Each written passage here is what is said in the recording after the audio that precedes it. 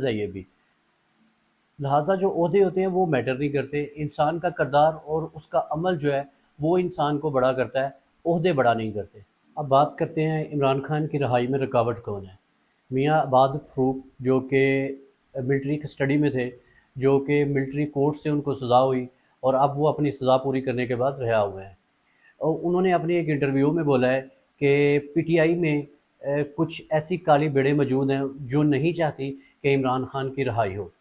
अब देखिए कि इस लेवल के ऊपर जो है ना वो मुनाफ़क़त होती है। अब इस पार्टी में जो ओहदेदार हैं वो ये ओहदे इंजॉय कर रहे हैं, बजाय कि वो कोई कंस्ट्रक्टिव जो है ना वो एक्शन लेते, वो कोई ऐसा लाहेअमल तैयार करते जिससे एक प्रोडक्टिव रिज़ल्ट निकलता, एक कंक्लूजन की तरफ चीज़ें जाती।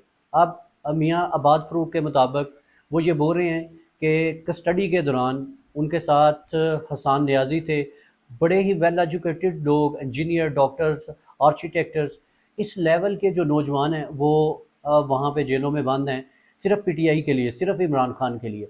क्या ये जो ओहदेदार हैं, बहुत सारे नाम लिए जा सकते हैं पीटीआई के अंदर, क्या ये सिर्फ ओहदे इंजॉय कर रहे हैं? मेरा अपनी ये ओपिनियन है कि अगर आप एक प्रोडक्टिव एक्शन लेते हैं, आप एक अमल करते हैं सीरियस हो के, तो उसका रिज़ल्ट जो है वो ज़रूर निकलता है।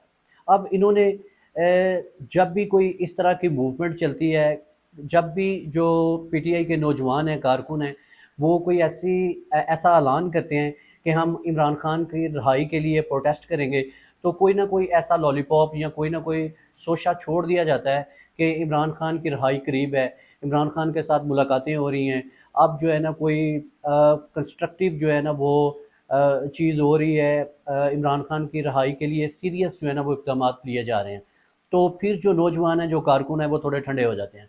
तो ये बोलना था मियाँ अबाद फ़रूक का कि हमें अब जो है ना वो कोई सीरियस एक्शन लेना पड़ेगा। हमारा लीडर जो है वो हमारे लिए अंदर बंद है और हम लोग जो है ना बाहर जो है वो एंजॉय कर रहे हैं, हम अपने-अपने ओहदों के ऊपर जो है वो मज़े ले रहे हैं। मियाँ अबाद फ़रूक के मुताबिक पीटीआई की जो क़यादत है, तहरीक इंसाफ की क़यादत नौजवानों के हाथों में देनी होगी।